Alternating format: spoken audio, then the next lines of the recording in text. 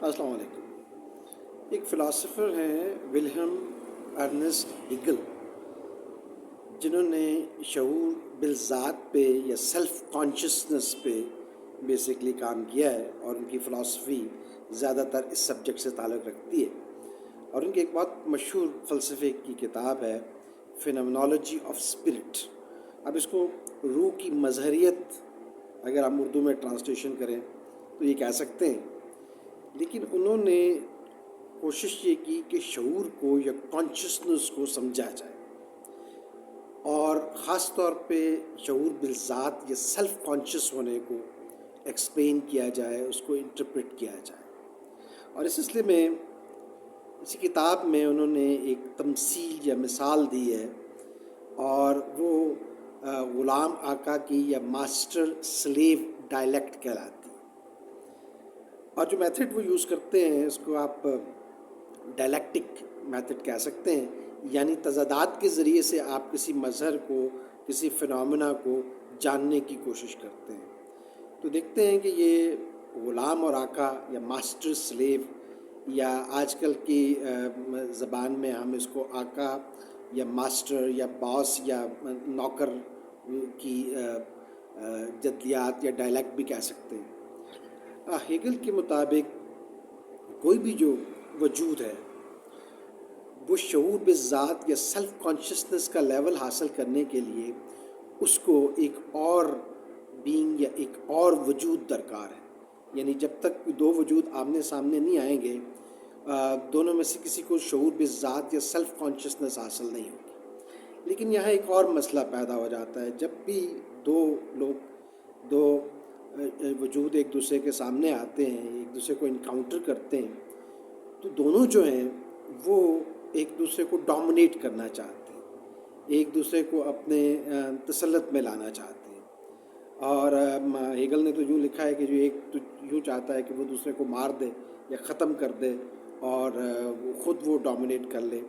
لیکن مارنے کے لیول تک نہ پہنچتے ہوئے بھی، یعنی دوسرے وجود کو جب ایک وجود انکاؤنٹر کرتا ہے یا اس کا سامنا کرتا ہے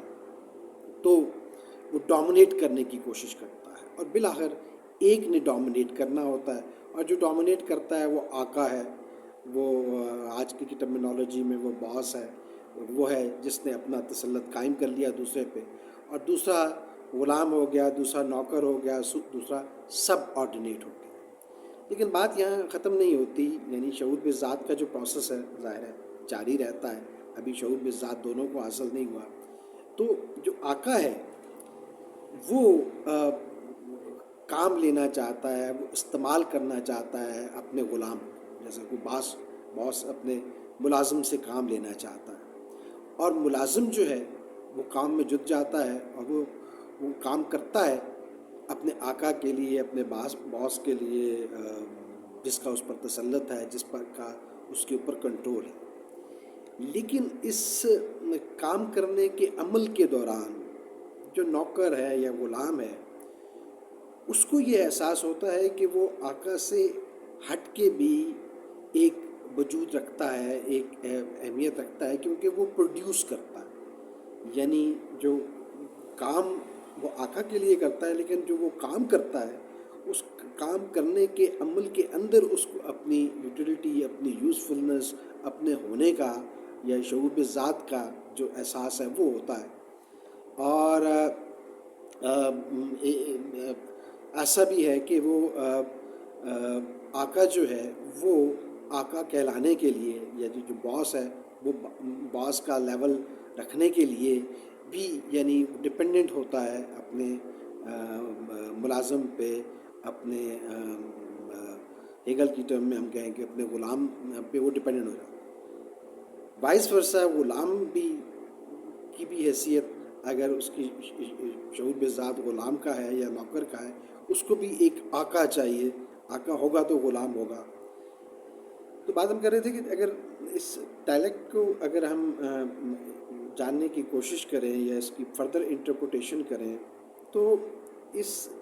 کشمکش کے اندر ایک لیول ایسا آتا ہے جب دونوں جو ہیں وہ شعور کی وہ سطح حاصل کر لیتے ہیں جس میں وہ آٹونومس ہو جاتے ہیں، جس میں وہ علیحدہ علیحدہ اپنی اپنے شعور بذات کو ریکگنائز کر لیتے ہیں، پہچان لیتے ہیں، اس کی شناخت کر لیتے ہیں، اور اپنے اپنے مقام کے حوالے سے ان کی پوزیشن جو ہے وہ آپ کہہ لیں کہ ایک طریقے سے بدل جاتی ہے یا تبدیل ہو جاتی ہے۔ یہ جو ڈائلیکٹ ہے، اس کو اگر ہم دیکھیں تمثیل کے اگر کانٹیکس میں خاص طور پہ دیکھیں تو جو طبقات کی جو جد و جہد ہے وہ بھی اس سے ملتی جلتی ہے۔ اسی لیے مارکس کی تقلید، مارکس نے جس طریقے سے ہیگل کی تقلید کی ہے، اور گو کہ دونوں کی فلسفی کو آپ ایک دوسرے کا اپوزٹ کہہ سکتے ہیں، کہ جو ہیگل ہے وہ روح کے ایبسولوٹ ہونے کو اولیت جانتا ہے، جبکہ مارکس جو ہے وہ مادے کی اہمیت کو امپورٹنس دیتا ہے، اس کو وہ اہم سمجھتا ہے۔ لیکن جو فلسفی ہے ہسٹوریکل میٹیریلزم کی، اس کے حوالے سے آپ کہہ سکتے ہیں کہ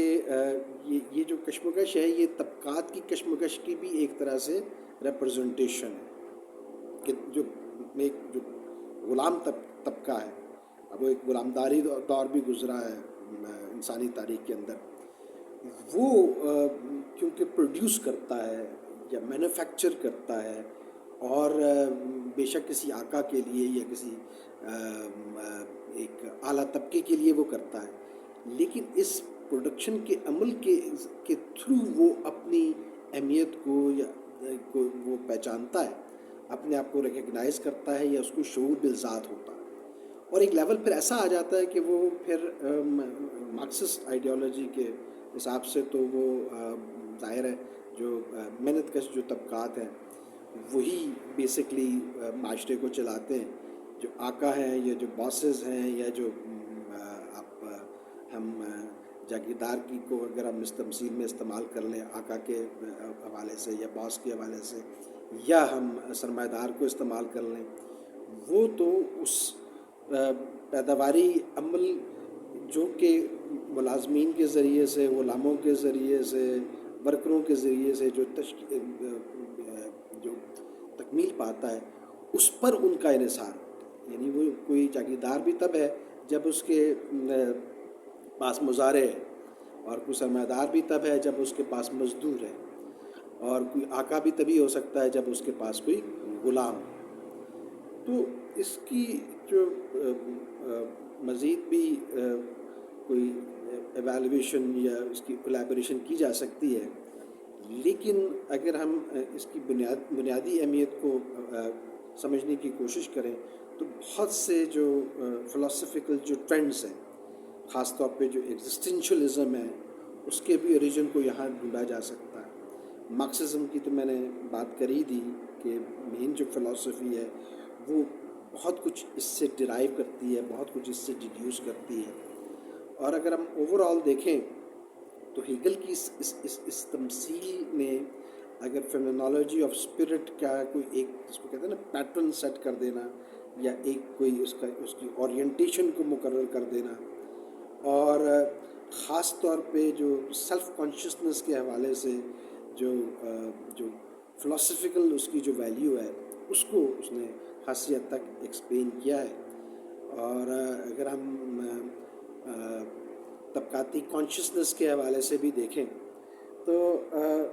جو محنت کش طبقہ ہے وہ جب تک شعور بذات حاصل نہیں کرتا یا کلاس کانشیسنس حاصل نہیں کرتا تب تک وہ اوبویسلی مینوپولیٹ ہوتا رہے گا، اور وہ کسی دوسرے کے لیے پروڈیوس کرتا رہے گا، مینوفیکچر کرتا رہے گا۔ لیکن جس دن اس کو شعور بذات ہوگا، اس کو ایک طرح کی اپنی کلاس کانشیسنس حاصل ہوگی، تو اوبویسلی وہ کیونکہ پیداواری عمل تو وہی اس کے ذریعے سے رہا ہے، لیکن اس کا بینیفٹ کسی اور کو چاہ رہا ہے، اور منیمم صرف اس کو وہ ہینڈ ٹو ماؤتھ لیول تک، کیونکہ آپ دیکھیں جو کانسیپٹس ہیں جیسے سیلری کا کانسیپٹ ہے وہ منیمم وہ اماؤنٹ ہے جس پہ آپ کام کرنے کے لیے تیار ہوتے ہیں، یا مزدوری کا جو ڈیفینیشن ہے وہ یہی ہے کہ جو منیمم جو اماؤنٹ، تو مزدور کو یا ملازم کو اتنا ہی دیا جاتا ہے جتنا کہ وہ اپنے اپنے آپ کی اپنی جو وجود ہے اس کو برقرار رکھ سکے. لیکن جیسے ہی اس کو یہ شعور ہوتا ہے کہ وہی اہم ہے پیداواری عمل کے اندر، تو وہ ایسا کر سکتا ہے کہ وہ صورتحال کو تبدیل کرے، اور جتنے بھی انقلابات ہیں، جتنی بھی جو سماجی تحریکات ہیں، اس کے اندر اس کانشسنس کو،